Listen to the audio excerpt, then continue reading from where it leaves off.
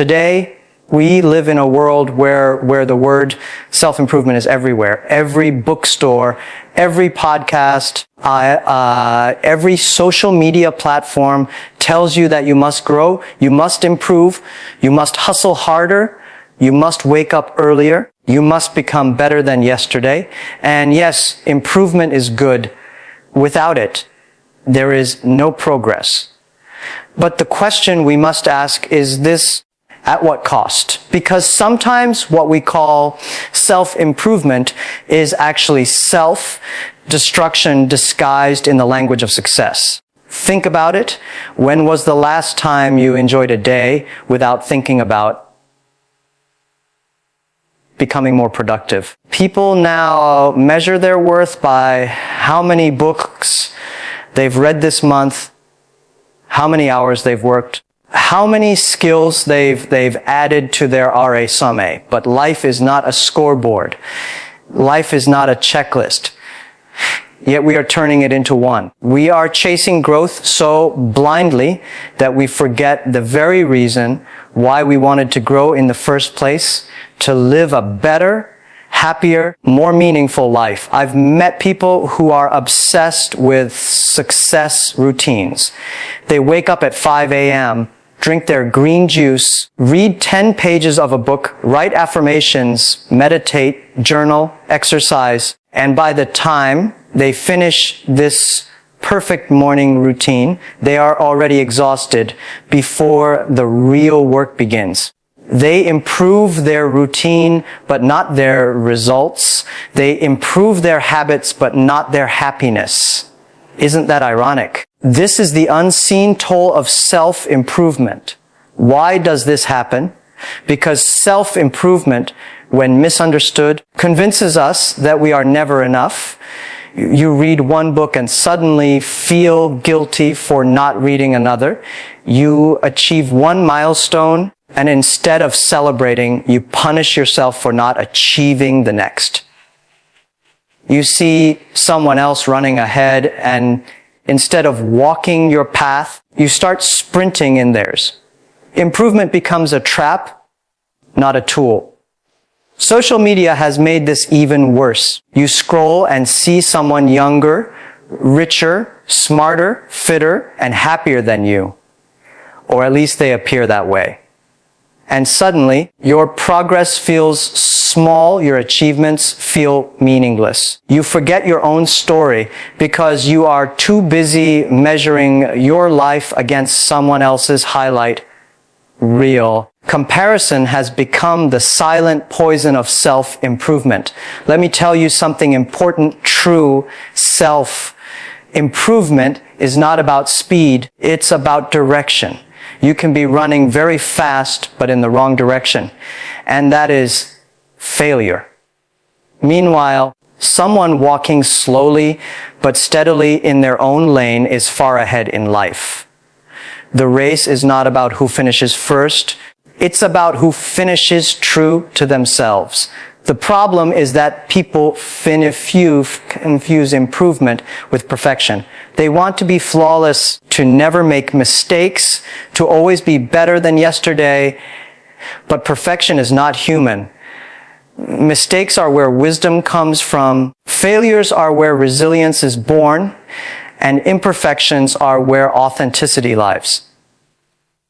If you try to erase your imperfections, you erase your humanity. I've seen entrepreneurs who spend years reading about business but never start one. They know every strategy, every market trend, every motivational quote, but they don't take action. Why? Because they are trapped in the cycle of getting ready.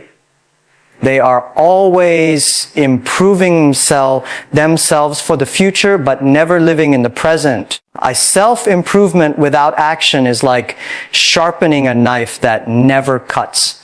Some people sacrifice relationships in the name of growth. They are so busy improving themselves that they forget to call their parents, forget to spend time with friends, forget to laugh with their children. And they tell themselves, I will give more time once I succeed. But by then, the people they love have already moved on or grown distant. What is the point of success if you are alone at the top? Others sacrifice peace. They cannot sit still without thinking about goals. They cannot enjoy dinner without thinking about productivity. They cannot rest because rest feels like laziness. But here is the truth. Rest is not laziness. Rest is where strength is rebuilt. Even nature understands this. There is a reason for night after day, winter after summer, silence after noise. Growth requires balance, not constant motion. Do you know why so many people feel burnt out? Because they are sprinting in a marathon. They try to do everything at once, believing that more effort means more results. But in life, effort is not enough. Direction is everything. You can push yourself endlessly, but if you are pushing in the wrong way, all you create is exhaustion. Let me share with you an example. A young man once told me he spent 3 years reading self-help books. Every morning, he woke up at 40:30, ran 5 miles, read 1 book per week, and practiced public speaking. But when I asked him what he had built, what he had created, or how his life had changed, he was silent. He had improved habits, yes, but he had not improved life. He had become better at preparing, not better at living. This is the hidden danger of self-improvement. It makes you feel productive even when you are not. You feel like you are growing, but in reality, you are only polishing the surface. Real growth happens when improvement translates into action, results, relationships, and inner peace. Otherwise, you are just running in circles, calling it progress. Another danger is that improvement can become an addiction. Just like social media or video games, it gives you a small dopamine rush. You feel proud when you complete a habit, when you cross off a goal, when you finish a course. But soon, the satisfaction fades and you need more. You chase bigger goals, stricter routines, more books. Improvement becomes an endless hunger that never feeds your soul. Here's a reality check. You don't need to be perfect to live a good life. You don't need to know everything before you start. You don't need to wait until you are fully ready, because you will never be fully ready. Life rewards those who act, not those who only prepare. Action creates confidence, not the other way around. So, how do we escape the trap of self-improvement? The first step is to redefine growth. Growth is not about adding more to your life. Sometimes it is about removing toxic habits, removing unnecessary comparisons, removing unrealistic expectations. Growth is not always expansion. Sometimes growth is subtraction. Second, we must measure improvement by peace, not just productivity. Ask yourself, am I becoming calmer? Am I becoming kinder? Am I more present with the people I love? If your answer is no, then your improvement is only external. True success is not about how busy your calendar looks, but about how light your heart feels. Third, celebrate your progress, no matter how small. Too many people skip celebration because they are already chasing the next goal. But without celebration, life feels like an endless race with no finish line. Stop, appreciate. Look back at how far you have come. Gratitude is the fuel of real growth. Fourth, focus on direction, not comparison. Your journey is yours alone. Some people bloom at 20, others at 40, and some even at 60. The timing does not matter. What matters is that you bloom at all. Don't let someone else's speed make you doubt your own path. Finally, remember why you wanted to improve in the first place. It was not to look perfect to strangers. It was not to win a race nobody asked you to run. It was to build a life that feels meaningful, joyful, and true to you. If your improvement is stealing that life away, then it is time to pause and realign. Think about the irony. People chase freedom through self-improvement, but end up becoming slaves to it. They wanted to control their time, but now their time is controlled by routines. They wanted to be happier, but now they feel guilty for every unproductive hour.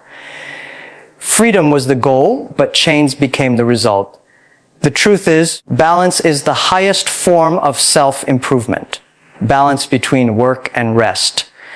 Balance between ambition and gratitude. Balance between becoming better and being enough. Without balance, growth is incomplete. With balance, even small growth feels fulfilling. Let me ask you this. If you died tomorrow, would you regret not reading another book? Or would you regret not hugging your family more, not traveling to places you dreamed of, not living with peace and joy? At the end of life, it's not your improved self that matters. It's your experienced self. So yes, improve yourself, but do not lose yourself. Work hard, but don't forget to laugh. Dream big, but also enjoy the little things. Learn, but also live. Improvement should give you life, not steal it. Every successful person I have met has one thing in common. They know when to stop improving and start living. They understand that improvement is a tool, not a destination. They use it to sharpen themselves, but they do not worship it. They know that life is not about being perfect, but about being present.